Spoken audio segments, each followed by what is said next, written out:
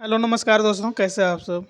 दोस्तों, झारखंड में जो वैकेंसी आया था पैरा मेडिकल का, उसको मैंने वीडियो बनाया हुआ था और उसका अप्लाई का लिंक एक्टिव हुआ ही नहीं था। तो बहुत लोग कमेंट कर रहे थे बार बार कि इसका लिंक कहाँ है सर, इसका लिंक नहीं मिल रहा है।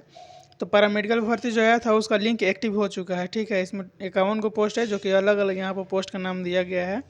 उन सभी पोस्ट में कौन कौन फॉर्म भर सकता है, इसका संपूर्ण जानकारी यहाँ पर देखेंगे। ये भर्ती जस्ट उसी तरह हो गया था जैसे बिहार में SHS वाला नहीं आया था कि सारा डिटेल दे दिया गया और फिर अप्लाई का लिंक ही एक्टिव नहीं हुआ। उसी तरह सेम इसका भी हुआ था, लेकिन इसका अप्लाई का लिंक एक्टिव कर दिया गया है और अब आप आसानी से अप्लाई कर सकते हैं। सबसे पहले नोटिफिकेशन देख लेंगे। ये झारखंड कर्मचारी चयन आयोग जो है वही वैकेंसी लेता है, परीक्षा लेता है इसका। ये 2025 का ही है नोटिफिकेशन के हिसाब से। इसमें सूचना दिया गया था 28/1/26 को ये रिलीज किया गया था। ठीक है, जिसमें पारा चिकित्सा के लिए जो कारा है वहाँ पे जेल जो है उसमें वैकेंसी आया था। ये इसका ऑफिशियल वेबसाइट है। ठीक है, वहाँ से भर सकते हैं। ये विज्ञापन का नंबर था, नोटिस था। इसमें पहले से जो डेट निर्धारित किया गया था ये 8-9-2 तक दिया गया था कि आप 9-2 तक अप्लाई करना है। लेकिन लिंक एक्टिव नहीं होने के कारण से इसका डेट जो है कि बढ़ा दिया गया है और अब कर दिया गया है कि 26/2/26 तक आप अप्लाई कर सकते हैं। और ऑनलाइन में किसी प्रकार का कोई गलती हो जाता है तो उसके लिए सुधार का पोर्टल जो है कि खुलेगा और इसका लास्ट डेट है 2/3/26 तक रखा गया है। ठीक है, इसमें अब 13/2 से और पहले दिया गया था कि 10/2/26 से कर सकते थे और 13/2/26 तक कर सकते थे, यानी कि आपको मान लीजिए 3 दिन टाइम मिला था। इसको बढ़ा करके अब यहाँ पर 2/3/26 तक कर दिया गया है। ये नोटिफिकेशन जो है कि देख लिए। अब क्या क्या पोस्ट था उसके बारे में देख लेते हैं। इसमें आपको थोड़ा सा डिटेल बता दिया जाएगा कि अप्लाई का बेसिक जो प्रोसेस है वो बता दिया जाएगा, स्टेप बाय स्टेप नहीं बताया जाएगा। पहले वही देख लेते हैं कि कैसे अप्लाई करना है। इसको अप्लाई करने के लिए आपको कहीं पे नहीं जाना है, अपना मोबाइल से भी अप्लाई कर सकते हैं। अपना गूगल क्रोम खोलिएगा और वहाँ पर सर्च कीजिएगा सिंपली JSSC। इसमें जो फर्स्ट ये दिखने को मिलेगा ना, इसको आपको क्लिक करना है फर्स्ट लिंक पर। नहीं तो अगर इसमें भी आपको डर लग रहा है कि नहीं मिलेगा तो यहाँ पर डायरेक्ट अप्लीकेशन फॉर्म अप्लाई जो लिंक दिया हुआ है आपको इस पर क्लिक करना है। जैसे इस पर क्लिक करेंगे यहाँ पर देख सकते हैं इस तरह का इंटरफेस आपको देखने को मिलेगा।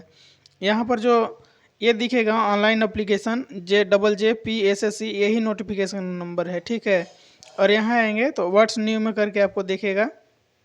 इस पर आपको क्लिक करना है अप्लाई करने के लिए।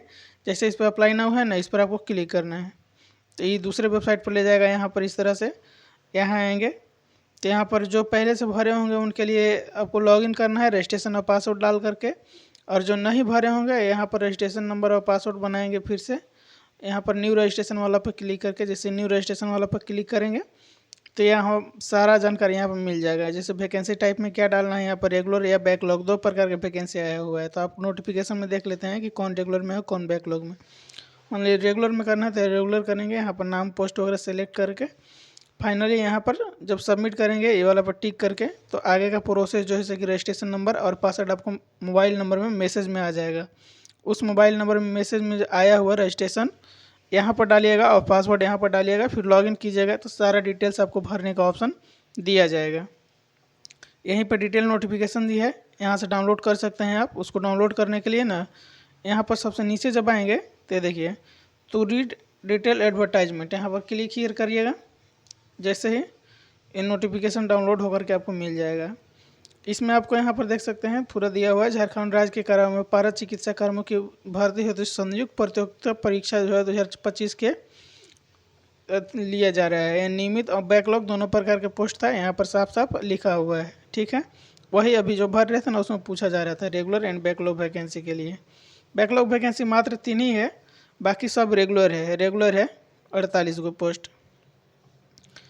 यहाँ पर क्या क्या पोस्ट है, महिला नर्स ANM का था, पुरुष नर्स था, फार्मासिस्ट, परिधापर, एक्सरे टेक्नीशियन, बहुत सारा पोस्ट था। सभी के बारे में यहाँ पर देख लेते हैं एक एक बार कौन कौन भर सकते हैं नहीं भर सकते हैं।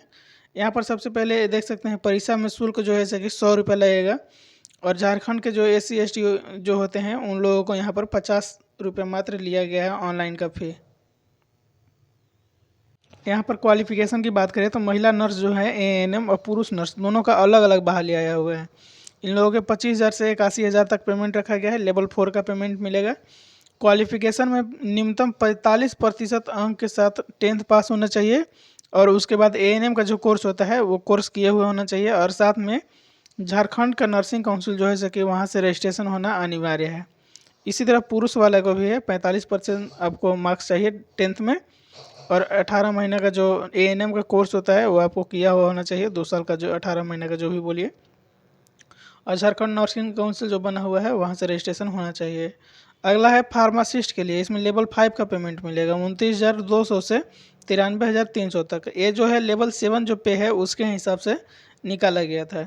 इसमें ISC 10+2 होना चाहिए साइंस से आपको, और साथ में फार्मासिस्ट का डिप्लोमा यानी कि डी फार्मा रहेगा तो काम हो जाएगा।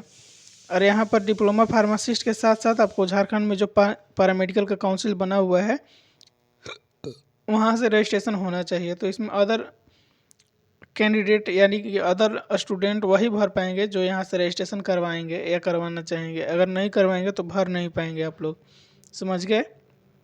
अब है अगला मिश्रक यानी कि कंपाउंडर का जो है, इसके लिए लेवल 2 का पेमेंट है, और इसमें आपको ISC 10+2 साइंस चाहिए और उत्तीर्णता के साथ मिश्रक का डिप्लोमा कोर्स, कंपाउंड्री में भी कोर्स होता है कोई, वो कोर्स आपको होना चाहिए। और वहाँ से झारखंड जो फार्मेसी काउंसिल है वहाँ से आपको रजिस्ट्रेशन होना चाहिए, ठीक है, क्योंकि कंपाउंडर और फार्मेसी के लिए शायद एक ही होगा, फार्मेसी काउंसिल से ही रजिस्ट्रेशन मांगा जा रहा है इसके लिए।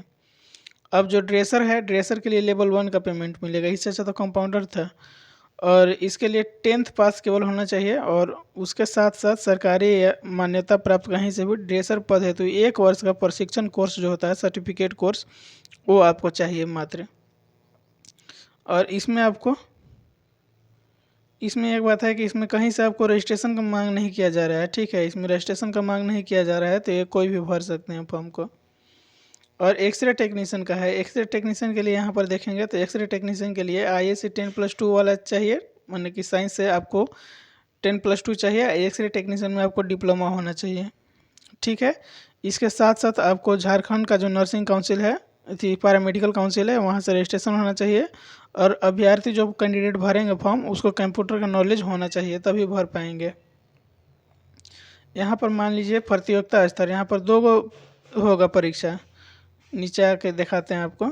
आयु सीमा के लिए यहाँ पर देख लेते हैं, आयु सीमा के लिए किसका कितना छूट दिया गया है। आयु सीमा की बात करें तो न्यूनतम आयु सीमा 20 रखा गया था, और अधिकतम जो है कि अलग अलग कैटेगरी वाइज रखा गया है। जैसे अनारक्षित जो है उनको 35 वर्ष, आर्थिक रूप से कमज़ोर EWS के लिए 35 वर्ष, और जो महिला होते हैं उन लोगों के लिए 37 वर्ष, जो पिछड़ा वर्ग की महिला हैं। यहाँ पर जो पुरुष महिला सभी के लिए यहाँ पर अपना अपना देख सकते हैं। अनुसूचित जाति और अनुसूचित जनजाति जो होते हैं पुरुष महिला दोनों के लिए 40 वर्ष रखा गया था, ठीक है। ये पहले से नोटिफिकेशन निकला हुआ है, बस अप्लाई का लिंक एक्टिव नहीं हुआ था, अप्लाई का लिंक एक्टिव हो गया है। कैसे अप्लाई करना है उसके बारे में आपको बता दिया गया है। थोड़ा सा एग्ज़ाम का पैटर्न देख लेते हैं। एक बात और, आरक्षण करने वाले जो हैं, आरक्षण का दावा करने वाले हैं, उन लोगों का लिए निवास प्रमाण पत्र, आपको स्थानीय निवास प्रमाण पत्र वो ज़रूर से ज़रूर लगाना पड़ेगा, वो भी वैलिड। आपको 1 वर्ष जो है कि छूट मिलता है ना जिस तरह, उसी तरह का। ये देखिए परीक्षा का प्रारूप देखेंगे तो CBT परीक्षा तो लिया ही जाएगा, साथ में आपको नॉर्मलाइजेशन भी किया जाएगा, ठीक है। और जो फाइनल मेधा सूची बनेगा, मेरिट लिस्ट बनेगा, और नॉर्मलाइज्ड मार्क्स जो मिलेगा उसके बेसिस पर बनेगा, ठीक है। यहाँ पर परीक्षा का अवधि और समय दिया गया है, प्रथम पत्र और द्वितीय पत्र, 2 घंटा का समय आपको दिया जाएगा प्रथम में भी और द्वितीय में भी।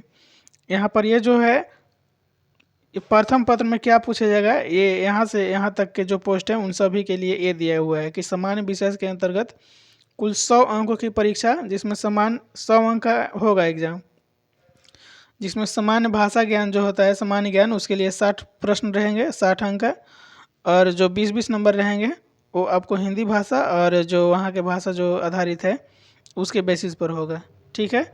और यहाँ पर आएंगे तो ये एक्सरे टेक्नीशियन जो है उसके लिए यहाँ पर दिया गया है कि इन लोगों के लिए भी सेम है, 20 प्रश्न जो है सके, लेकिन अलग अलग है। इसमें सामान्य ज्ञान से 40 रहेगा, कंप्यूटर से 20 रहेगा।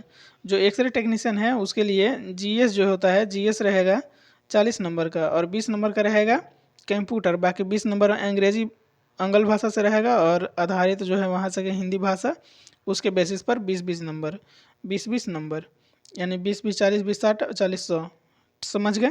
ये फर्स्ट पेपर में होगा, केवल और केवल फर्स्ट पेपर में क्वालिफाइंग मार्क्स के लिए होगा। अब जो सेकेंड पर होगा उसके लिए यहाँ पर अलग अलग सभी के लिए दिया गया है, ठीक है। जो सेकेंड पेपर होगा उसके लिए भी आपको यहाँ पर 2 घंटा ही समय दिया जाएगा। थोड़ा सा नीचे कर लेते हैं। उसके लिए आपको 2 घंटा ही समय दिया जाएगा और 100 को क्वेश्चन रहेगा, प्रत्येक प्रश्न 100 नंबर का रहेगा और वो इसमें वस्तुनिष्ठ क्वेश्चन रहेगा, यानी कि ऑब्जेक्टिव क्वेश्चन रहेगा। ठीक है, उस सभी से रिलेटेड रहेगा। महिला एएनएम है तो उन लोगों के लिए महिला एएनएम का जो ट्रेड होता है उससे ही रिलेटेड होगा। पुरुष एएनएम के लिए पुरुष एएनएम से जो रिलेटेड है उसी ट्रेड से रहेगा। फार्मेसी के लिए फार्मेसी वाले जो होते हैं ट्रेड, उसी से क्वेश्चन रहेगा। इस तरह से आपको क्वेश्चन रहेगा परीक्षा। बाकी सब कुछ बता दिया गया है। इसका डिटेल वीडियो पहले से ही मैंने बना रखा है। अप्लाई करने का लिंक दिया गया है, आपको डिस्क्रिप्शन में दे दिया जाएगा कि ताकि दिक्कत ना हो। डायरेक्ट आप उस पर क्लिक करेंगे तो रजिस्ट्रेशन वाले जो सेक्शन है उस पर चले जाएंगे।